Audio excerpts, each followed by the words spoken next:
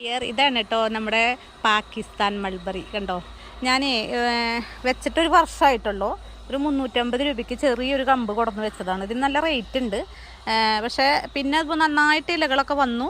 അപ്പോൾ നമ്മൾ ഇലകൾ വന്നു കഴിഞ്ഞിട്ടുണ്ടെങ്കിൽ അങ്ങനെ ഒന്ന് പൊട്ടിച്ച് കളയണം. ഇലയും കൊമ്പൊക്കെ ഒന്ന് കട്ട് ചെയ്ത് കൊടുത്താലാണ് ഉണ്ടാവുകയെന്ന് കേട്ടിട്ടുണ്ട്. അതായത് ഇതുമ്മ കായ ഉണ്ടാവുകയെന്ന്. പക്ഷേ ഇപ്പോൾ 2-3 വട്ടം അങ്ങനെ ചെയ്തു. പിന്നെ കുറേ ഇലകൾ വരാൻ ഞാൻ വെയിറ്റ് ചെയ്തു. എന്താ വെച്ചാൽ നന്നായിട്ടൊന്ന് കൊമ്പും ചില്ലി ആയതിന് ശേഷം നമ്മൾ കളയുമ്പോഴല്ല നന്നായിട്ട് ഉണ്ടാവുക. അല്ലാതെ ഒരു കൊമ്പ് വരുമ്പോഴേക്കും നമ്മൾ അതുമെന്നൊക്കെ മുറിച്ച് കളഞ്ഞ് കഴിഞ്ഞിട്ടുണ്ടെങ്കിൽ അതും അധികം ഉണ്ടാവില്ലല്ലോ. അപ്പോൾ ഇപ്പോൾ 3ാമത്തെ തവണ പ്രൂൺ ചെയ്തപ്പോൾ കണ്ടോ ഇഷ്ടം പോലെ ഉണ്ടായി വരുന്നത്. ഇവിടെയൊക്കെ കണ്ടോ, ഇതിവിടെ പിന്നെ നമ്മളിത് ഇവിടെയൊക്കെ ഉണ്ടാവുന്നുണ്ട് കണ്ടോ.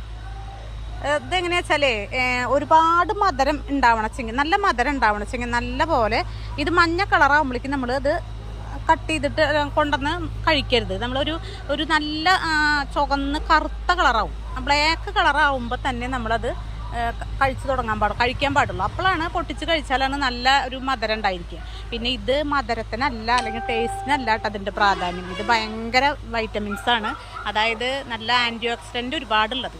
അങ്ങനെയുള്ള ഫ്രൂട്ട്സൊക്കെ നമുക്ക് പൈസ കൊടുത്ത് കിട്ടണം വെച്ചെങ്കിൽ എളുപ്പമല്ല, നല്ല പൈസ കൊടുക്കണം. അപ്പോൾ അതിന് പറ്റുന്ന നല്ലൊരു ഇതാണ്. നമ്മൾ എപ്പോഴും മൾബറിയൊക്കെ വീട്ടിൽ ഒരു 2-3 ഒക്കെ വെച്ച്, ഒരെണ്ണം തന്നെ വെച്ച് ഇതിപ്പോൾ 2 വർഷമൊക്കെ കഴിഞ്ഞിട്ട് വെച്ചെങ്കിൽ ഇനി ഇത് ഒരു ചെറിയൊരു മരം പോലെയാവും. ഞാൻ ഇപ്പോൾ കണ്ട ഒരു വലിയൊരു പാത്രത്തിലാണ് വെച്ചിട്ടുള്ളത്. അത്യാവശ്യം 18 ഇഞ്ചിൻ്റെ ഒരു പാത്രത്തിലാണ് വെച്ചിട്ടുള്ളത്. ഇത് നമ്മൾ നിലത്ത കുഴിച്ചിട്ടുണ്ടെങ്കിൽ ഒരുപാടുണ്ടാവും. ഞാൻ അത്രയ്ക്ക് അങ്ങോട്ട് വേണ്ടാന്ന് വിചാരിച്ചിട്ടാണ്. എന്താ വെച്ചാൽ വേറെയും ഫ്രൂട്ട്സിൻ്റെ പ്ലാന്റ്സുകളുണ്ട് എനിക്ക്. അപ്പോൾ ഇനി ഇത് നന്നായി കൊമ്പും ചില്ലയൊക്കെ ഇനി വരും. ഒത്തിരി കൂടി വലിയൊരു ഡ്രമ്മിലേക്ക് ആക്കണം എനിക്ക്.